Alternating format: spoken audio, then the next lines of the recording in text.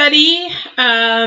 For those of you that are brand new and don't know who I am, welcome. I actually have a YouTube channel called Divine Warrior Intuitive, and I created that channel.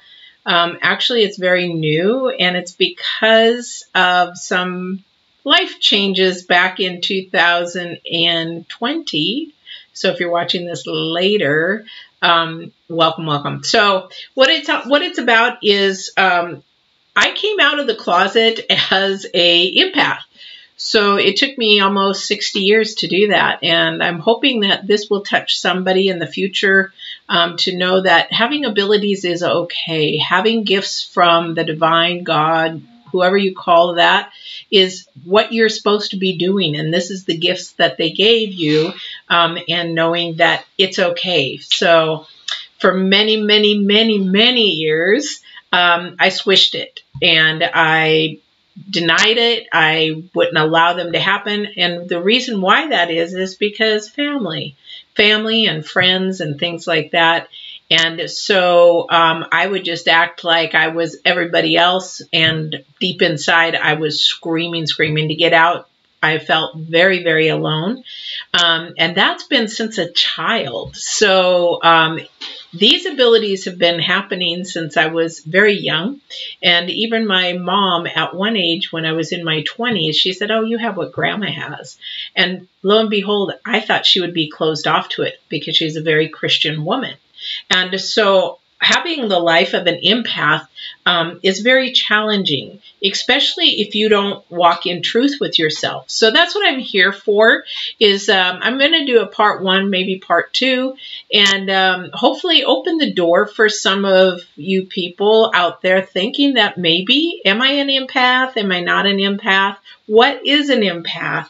And sometimes people think that they're empaths when they're really not. So I belong to a couple of Facebook channels or Facebook pages, and supporting and helping people get through that and understanding if they are an empath. But a lot of people literally are not. They're very intuitive, but that doesn't make an empath. So let me get started from the very beginning. And I'm not going to go and bore you with all the details, but as a young child, I knew I was different. I knew things ahead of time before they even happened. And those I just sort of blew up. As kids do, we just want to go and we want to fit in and we want to be like everybody else. And before I got into, I think it was junior high, I was considered, "You're a weirdo." I'm considered, "Wow, she's weird, she's strange, you know, don't talk to her," that kind of thing. So it really hurt my feelings a lot because I didn't have a very good childhood. So some people ask me, is it related to abuse? So yes, I was abused as a kid. Sexually abused, emotionally abused, verbally abused. But that was, I don't believe that that is the case of it. I think we are born. There is no scientific proof to say that because anything of the unseen is unknown, right? So what we want to look at is maybe when and where it started, and maybe when it would begin to get squashed. So as a child, I thought it was fine and okay, and I didn't have any problem with it. And then my mom said when I was really small, I used to have a pet rabbit that nobody could see. Well, I'm a much of an animal person, and empaths are. But as I grew up, I learned to squish it because I didn't want to be considered weird. I didn't want to be considered strange. I was already going through my own turmoil of a family member and trying just to make it through and live through that. I just decided to squish it. I just decided, and most empaths will because they don't want to deal with that. In fact, even now, some empaths I talk to, they think it's a curse and they don't want anything to do with it. It's a blessing. Let me tell you, people, if you have abilities, it is a blessing. You just have to learn how to embrace them, how to use them. But I will tell you that it is a very lonely life, as far as knowing that you will live more by yourself than you will with others. And it can be, I shouldn't say it's lonely, because for me, I'm cool with it. But a lot of people get very lonely, very depressed, and they can't understand and they can't deal with that because maybe they're a social butterfly. So as an empath, as I'm growing up as a child, I squished it. And I would not allow my abilities to happen. But deep inside, they'd keep popping up. I kept being reminded that you are different. You have some abilities. I'm waiting for you to accept them and allow them to come out.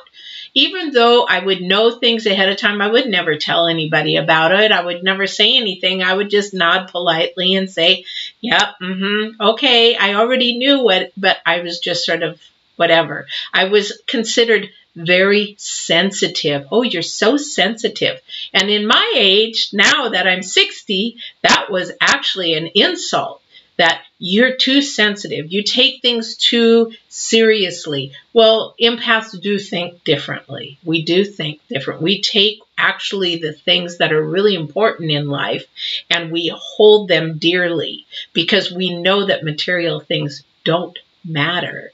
And we can't explain our wisdom because they would, again, think we're weird. So what do? We want to fit in. We don't talk about it, right? So it wasn't until actually, I would probably say close to my 30s, that I wouldn't even allow anything to come in. But then it began not to be something that I could control. I didn't know how to control it. I didn't even know what an empath was back then. I didn't even know what an empath was until my 58th year.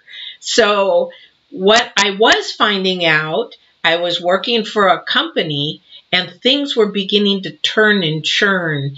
And I would, like in one home, for example, so for those of you that are listening, let me explain a couple of things. So an empath, if you're not sure what that is a person that has extreme sensitivities to things. They can feel energies. They can feel auras. We can also know when things are going to happen ahead of time. And that's not clairvoyant. That's a different thing. There's so many different kinds of empaths. You might be able to feel animals' energies. You might be able to feel illnesses. You might be able to actually take in somebody's illness. But for me as an empath, I have a very audible type of ability. I feel I have very strong sensitivities to auras and energies. I can read a person's energy. In fact, and I'll go back into that here in just a second, when I go back to my 30s, when everything began to explode. I actually have, not only that, a sense of knowing ahead of time, but I also became even more and more sensitive, and I'll go into that. So it's not an empath will think, oh, well, I have a great intuition. That's one thing. That's part of it, my intuition, and that's why I do Divine Warrior Intuitive, and I do Intuitive Tarot. I do intuitive coaching. I do spiritual coaching. I do things like that. To help people grow their abilities, but not only that, to get closer to the divine, because that's what we're using it for. We're not using it for us. We're using it for love and truth and walking in a light vibration, light energy way, because that's where divine is. So let me go back to my early 30s when all this really began to explode out of my control. So working not only for a company, I was beginning to hear things, and sometimes, and I'll give you an example here, and I also could feel things. For example, I had a poltergeist one time in my house, and I was like, okay, I moved into an apartment very early. In the first night, I had a waterbed back then. And so I slept that first night. And I'm one of these people that when you move into a place, I set it all up that first night. I can't stand a house that's not set up. So maybe take me a day or two. But that first night, I'm to a point where I'm comfortable. But my bed is really cold because I have a water bed. So I pack on all the blankets and I'm going to sleep on it. So I do. And then all of a sudden, I wake up in the morning and I had back then, I lived in Japan, so we saw Michael Jackson in concert there. I had a t-shirt collection that I had on the wall, and that was all ripped half off of my wall. I went into the living room. All my plants were knocked over. I thought, that's weird. Did I put them on the carpet wrong? Did I move them wrong? What did I do? And I was like, And then I thought to myself, but why are half my t-shirts down? And I thought to myself, so I called my girlfriend and I said, something really weird happened. Can you come over? And she's like, oh, okay. And she's like, well, that is really weird. So I just put everything back up, didn't think about it. Next night, go to bed. And then I have, and a lot of people say, oh, that was just because you're half asleep, the sleep paralysis stuff. No, I was wide awake. And then I had a gentleman who was not there, but he was in army fatigues pushing my pillow down on my face. And I was like, okay, I have to play dead here. Now I'm really scared. I have to play dead here. So what do? Play dead, stop breathing, that kind of stuff. And then it went away. And I got up, and of course my heart is pounding. And I told my girlfriend that, and she's like, we need to clean the apartment. And I'm like, what do you mean clean the apartment? Because only a week or two after that, blood-curdling screams coming out from outside the house.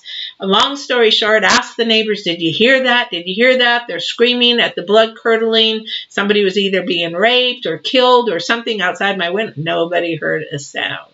So that was the beginning of how I was like, okay, now my abilities are becoming awake.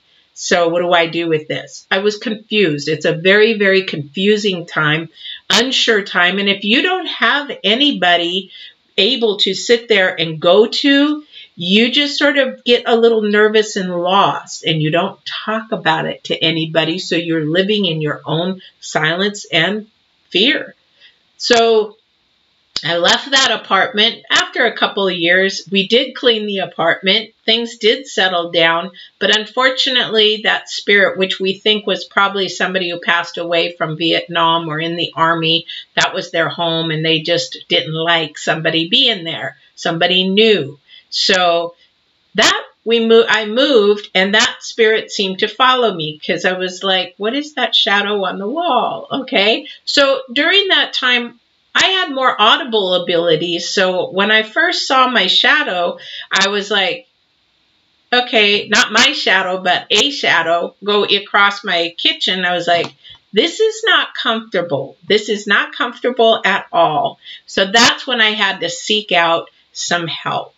And so if you are an empath, or you're even thinking that you're an empath, don't worry, you're not going crazy. You know why? I know for a fact you're not going crazy. What it is you will think you are crazy. When my abilities began to explode, even just after that, then what happened next gave me reassurance that I wasn't really, really nuts. So those two things happened, and then I began to hear even more and more and more. And I was working a job as a security person where in a company, I won't say their name because I don't know if I can, but it's a very big corporation. Everybody knows who it is in the United States.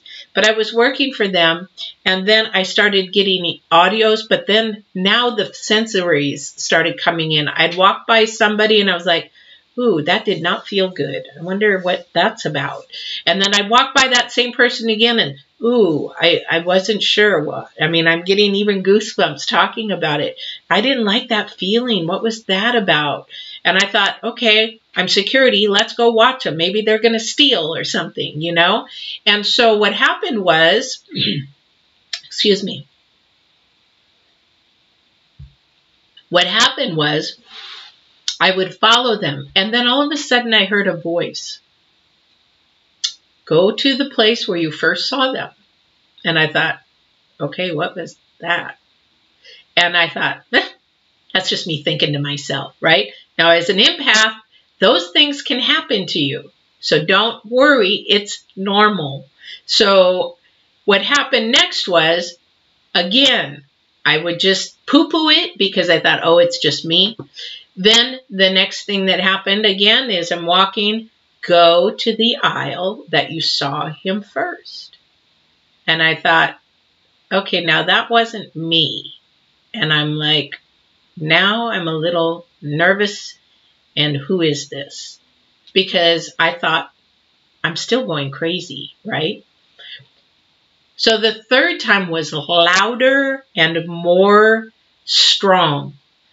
Go to the aisle that I told you to, where you first saw them. And I'm like, oh my God, I am going nuts. I am literally going nuts. All right. But I don't want to hear this voice anymore. So I go to the aisle. I go to the aisle and I actually stand one aisle behind because I want to watch through to see if he literally really comes, which I knew he wasn't. It was just maybe I'm going crazy, right? So I sit there and stupidly I'm talking to myself saying, see, he didn't come. There's nobody there. I'm just going nuts. Now, remember, this is all brand new to me, right? So I sit there and I'm waiting and I'm watching nobody. And I'm like, see? And as I get ready to start to walk off, there he comes into the aisle straight where I was told he would be. Now I'm scared stiff, shaking in my boots, wondering what the heck is happening. Who is talking to me? And I'm like, okay, what do I do? What do I do? You know, I'm security. What do I do? I knew what to do. I couldn't take my eyes off of him because if I did, then if he was going to steal, I wouldn't be able to apprehend him. So what did I do? I sat there and watched him. Now the interesting thing, his back is to me. He's got his arm in a cast, right? And he sits there and he's got a vest on, a down vest. And I'm like, okay, what's he going to do? So he's holding his, and he turns and looks to the left. He turns to look to the right. Now he's in the tool aisle, remember. He's in the tool aisle, okay? So he's in the tool aisle. He's got like drills and hammers and all that kind of stuff. And he turns and he looks to the left. Then he looks to the right. And I'm not joking you. He turns around and looks me straight in the eye. And I thought, okay, that's a bust. Oh, well, thank you. That's a bust. So he's going to walk off and go away.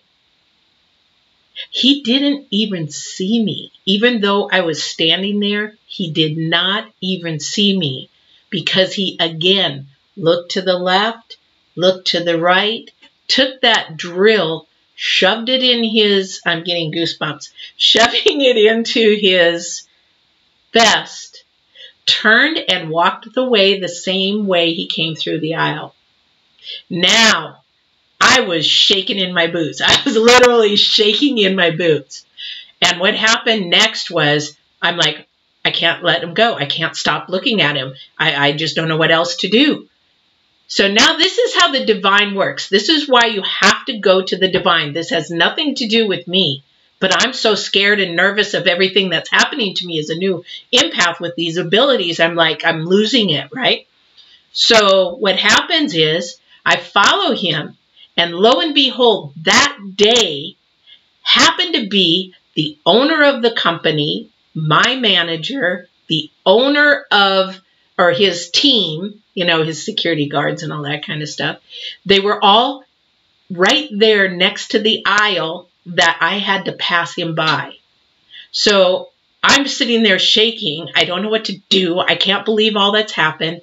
I look at my manager. My manager looks at me, who they're all talking as a team because they're discussing the store. And I'm like, and he sees me and sees something's wrong. And I'm like, I'm on him. He's got a drill.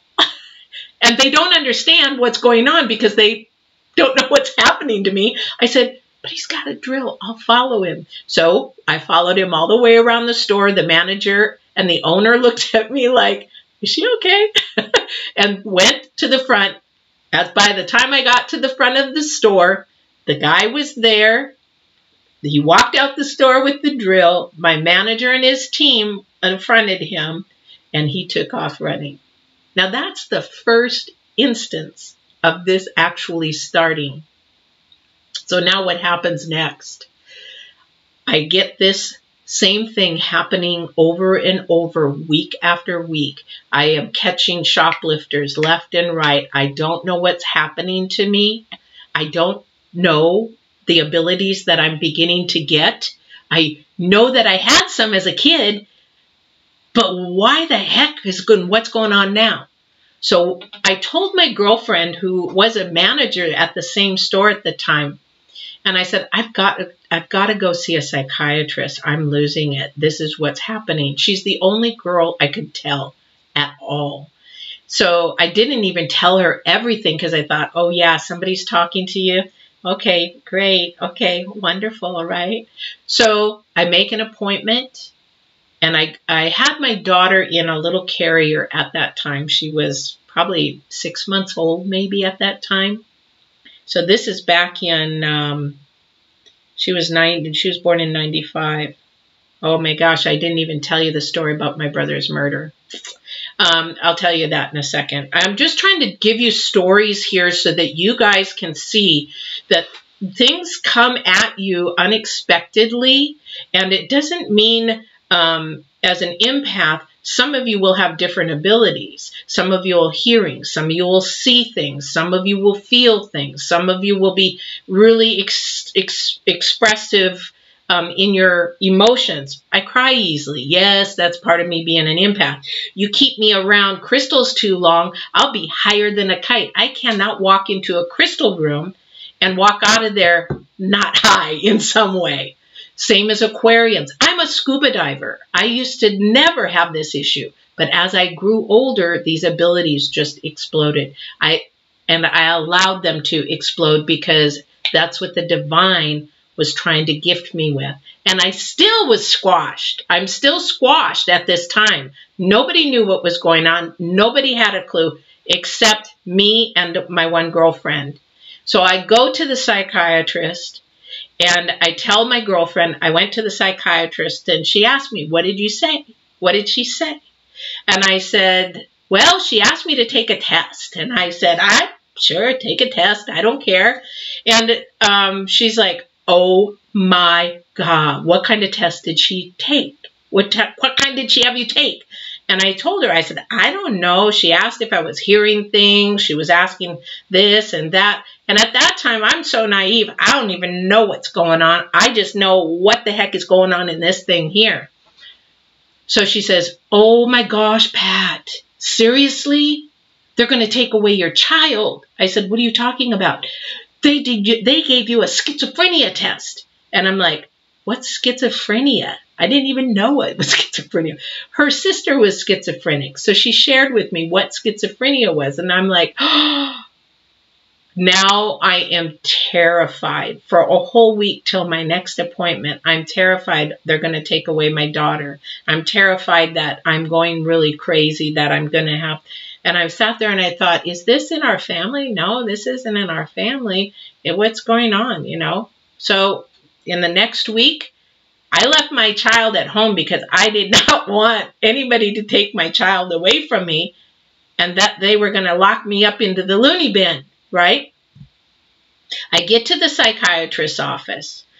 She has one of those chairs that are straight with the little handles, or with the little, what do you call it?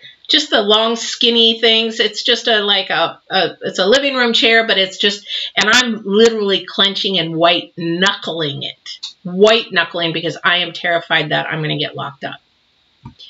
So the psychiatrist says, how are you doing? And I'm like, I'm fine. And so she says, well, your test came back.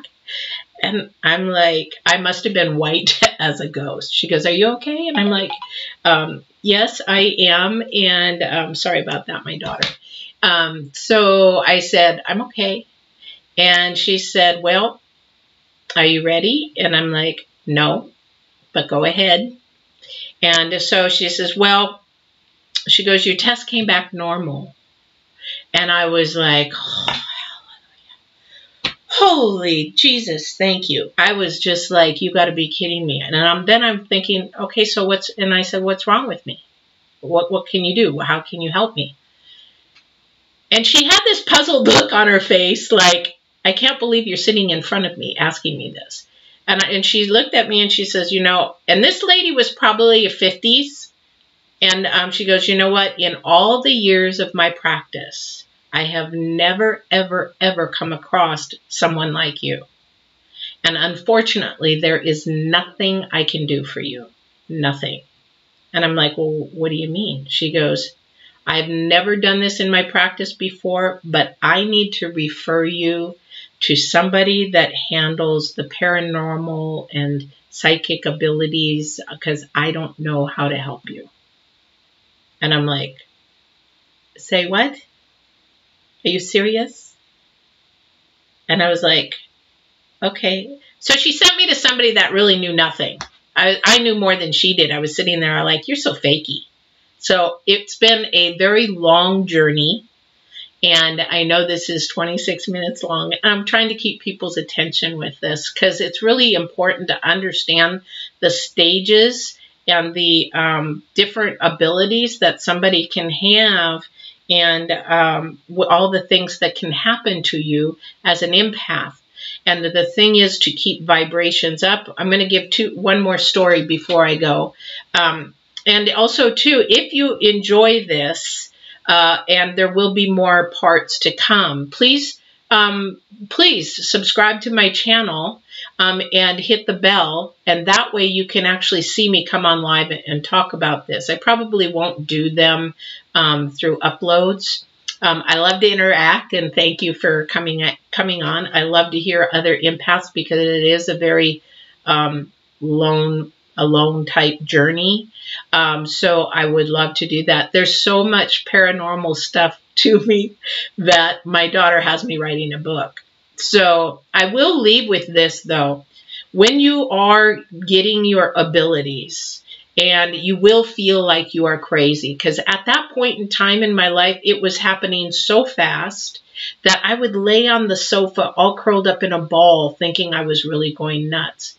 And the only thing that really did help me is a psychiatrist to say, you're normal.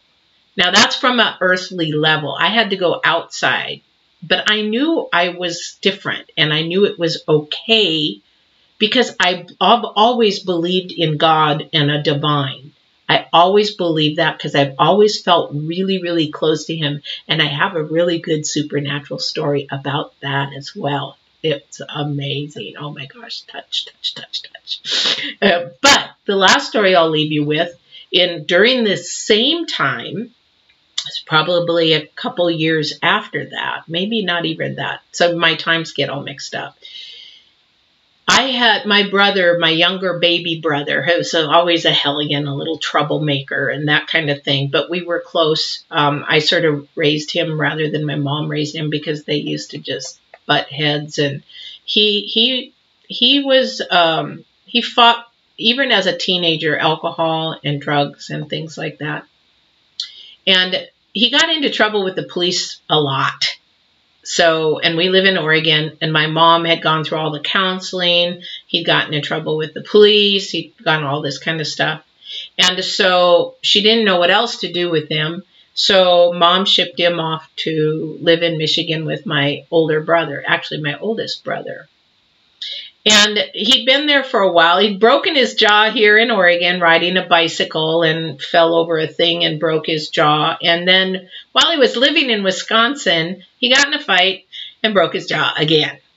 So, and he wasn't happy in Wisconsin. So a couple of his buddies there decided to move to Florida. So when my mother, or I was talking to my mother one day on the phone, because she had lived in Oregon at the same time. Talked to her on the phone, and I said, how's Bill doing? What's going on? How's he? Because I didn't know he had moved to Florida. What's going on? How's he doing?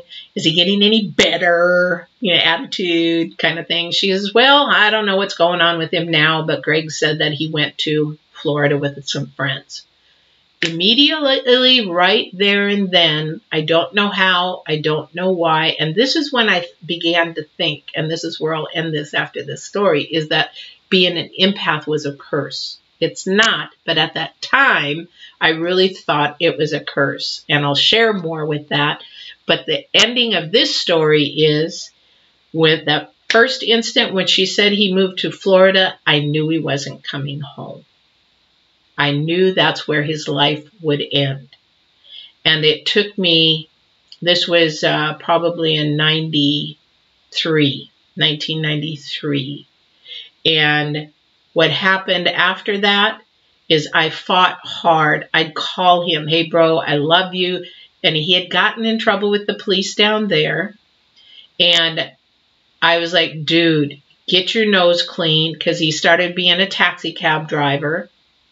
Get your nose clean. I want you to come home, because now I'm in fear that I'm catching these shoplifters. All this stuff has been going on. Things are happening. I'm not quite sure. Get home. I'll send you an airplane ticket. Keep your nose clean. Get off probation. The day you're off probation, you're going to get on this plane and you're going to come home.